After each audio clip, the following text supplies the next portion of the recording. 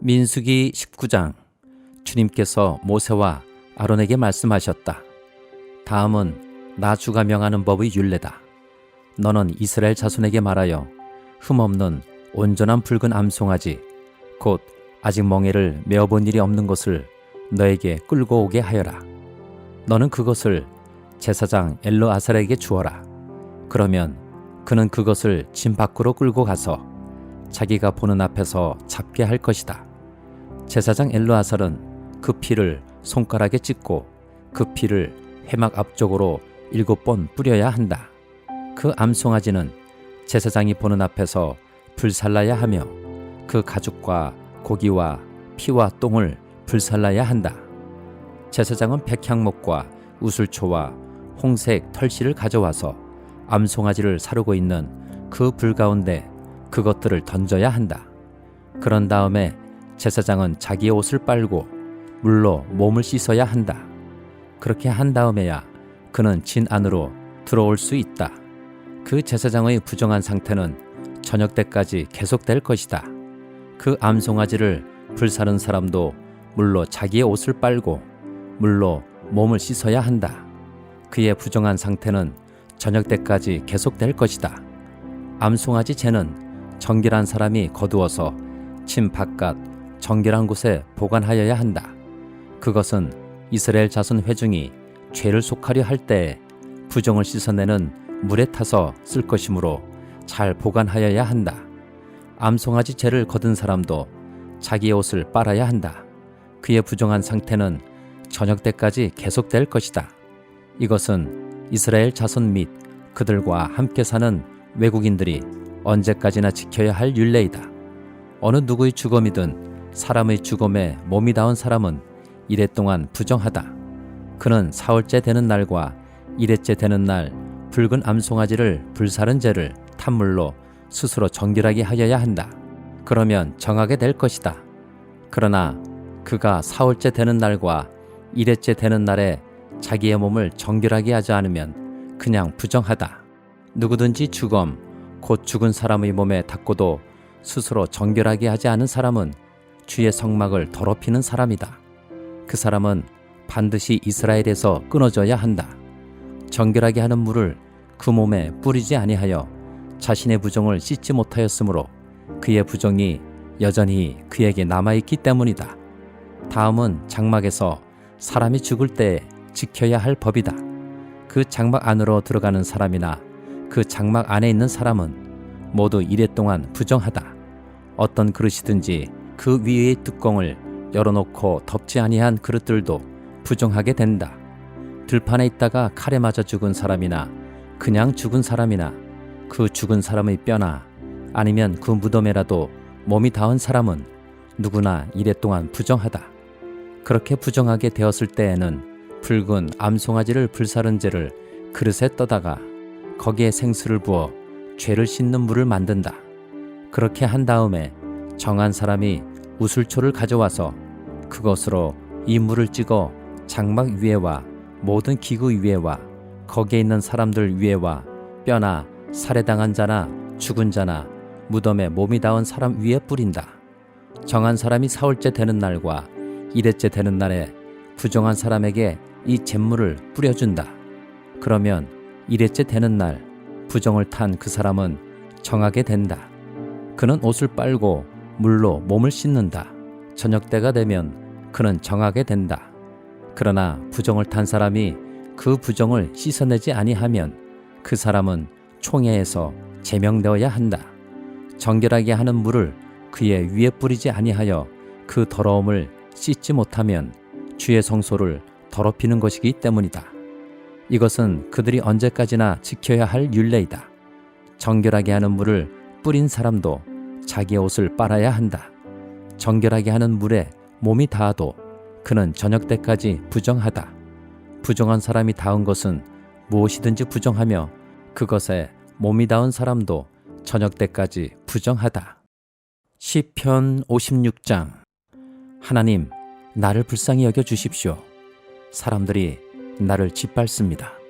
온종일 나를 공격하며 억누릅니다.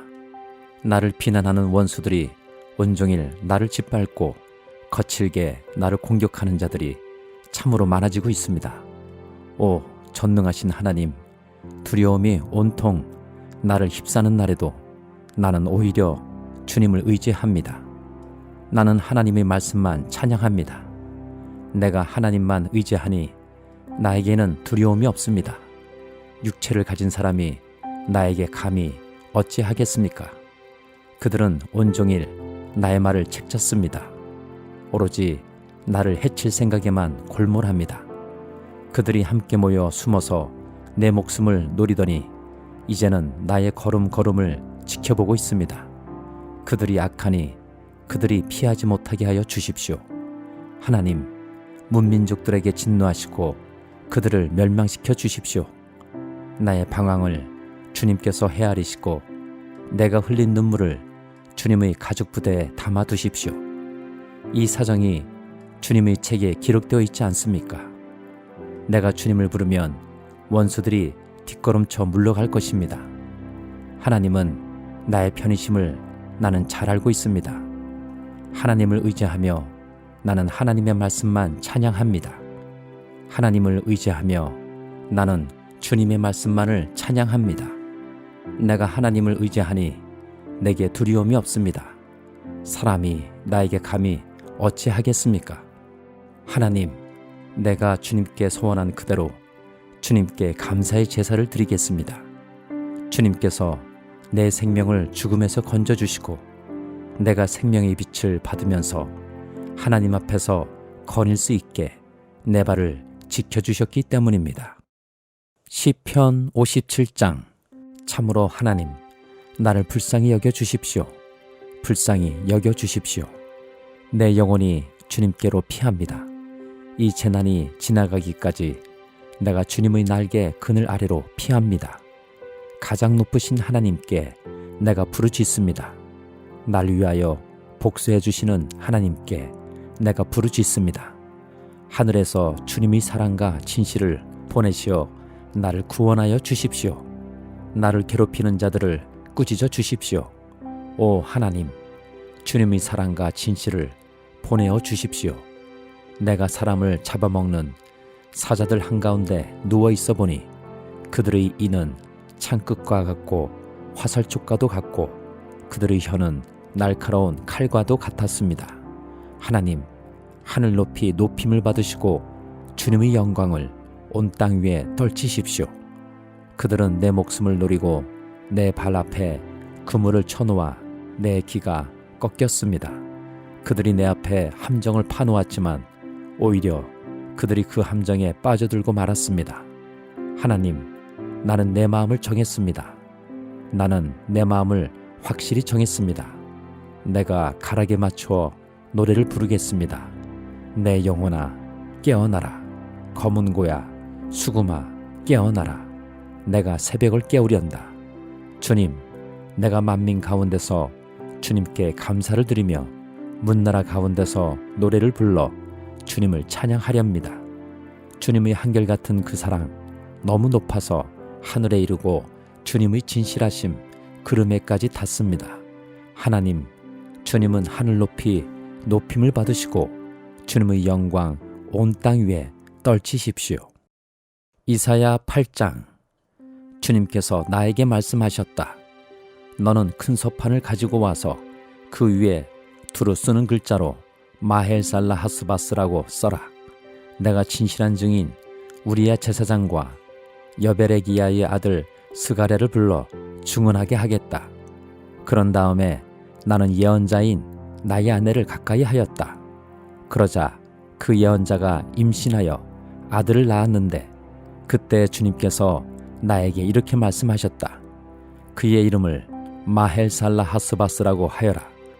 이 아이가 아빠, 엄마라고 부를 줄 알기도 전에 아시리아 왕이 다마스쿠스에서 빼앗은 재물과 사마리아에서 빼앗은 전리품을 가져갈 것이다.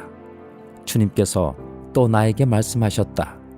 이 백성이 고요히 흐르는 실로아 물은 싫어하고 르신과 르말레아의 아들을 좋아하니 나 주가 저 세차게 넘쳐 흐르는 유프라테스 강물 곧 아시리아 왕과 그의 모든 위력을 이 백성 위에 뒤덮이게 하겠다.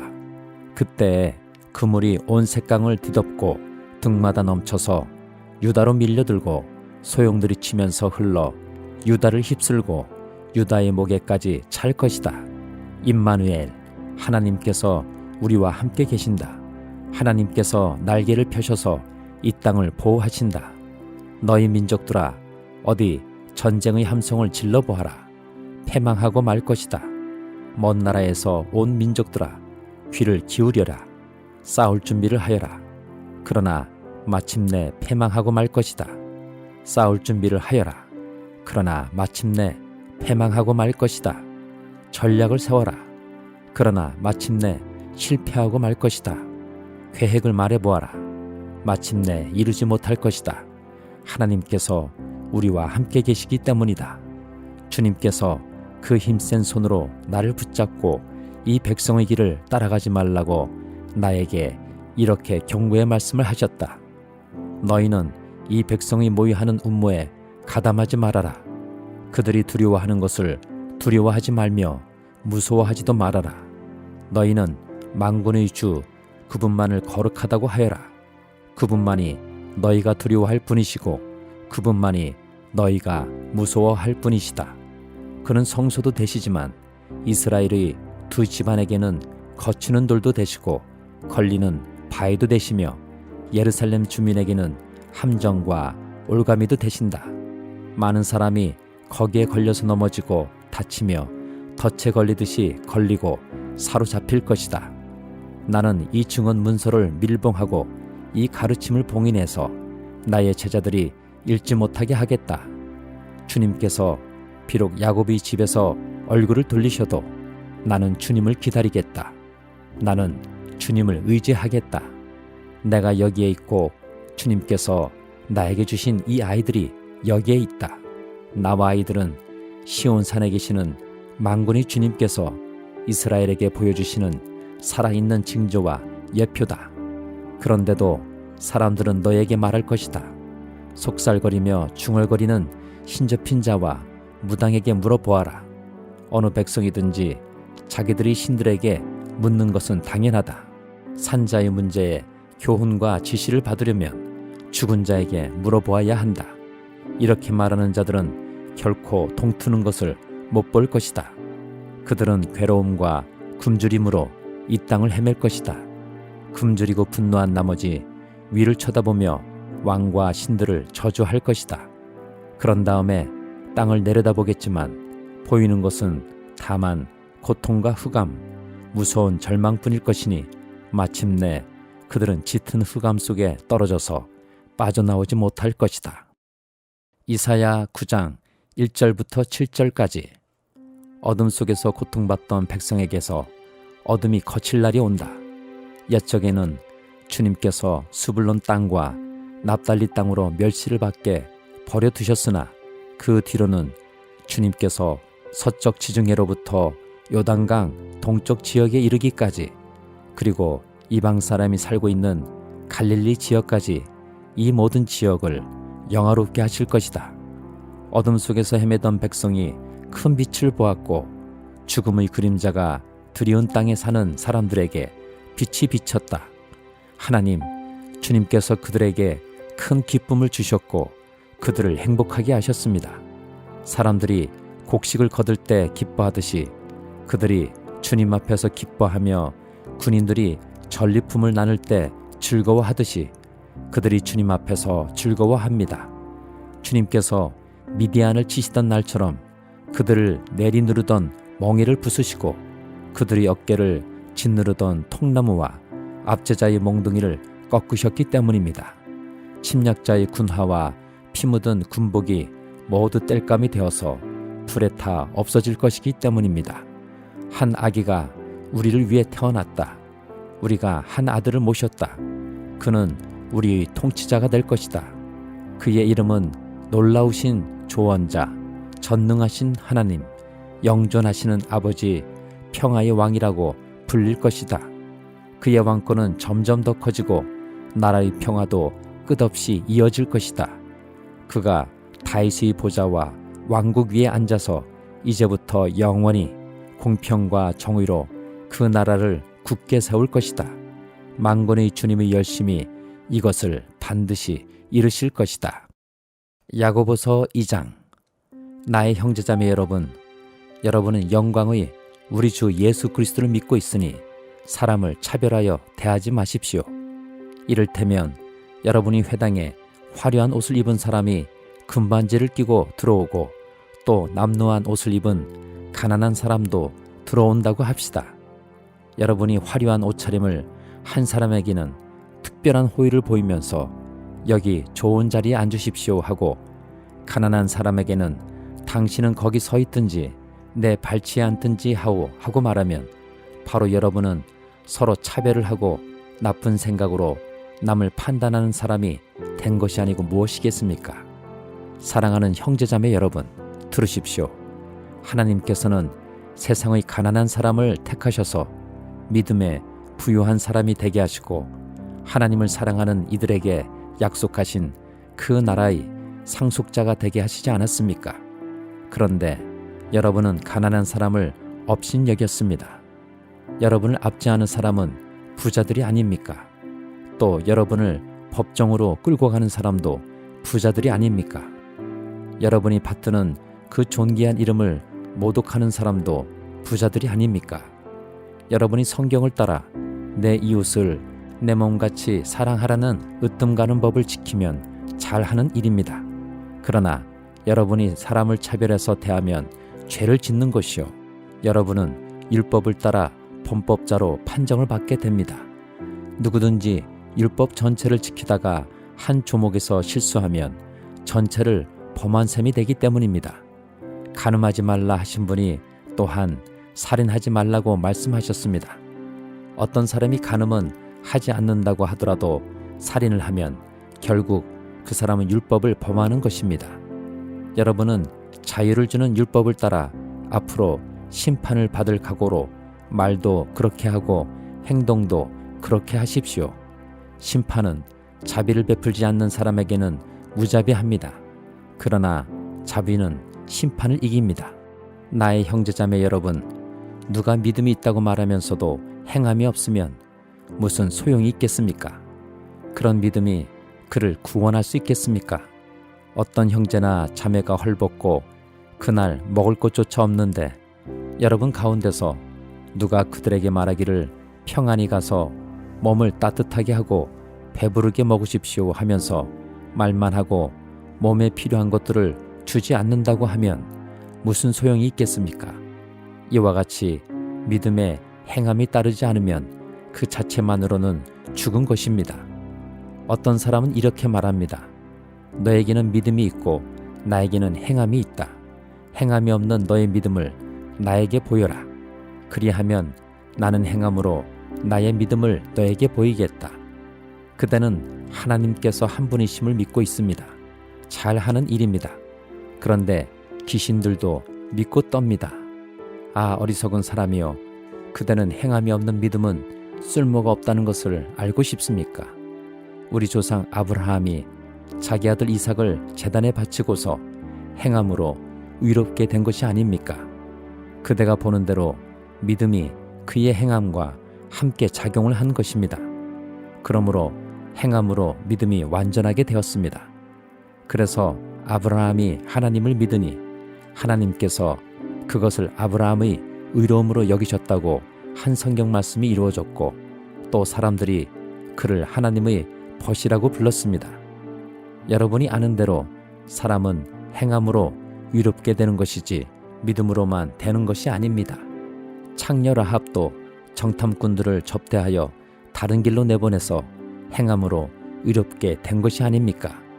영혼이 없는 몸이 죽은 것과 같이 행함이 없는 믿음은 죽은 것입니다.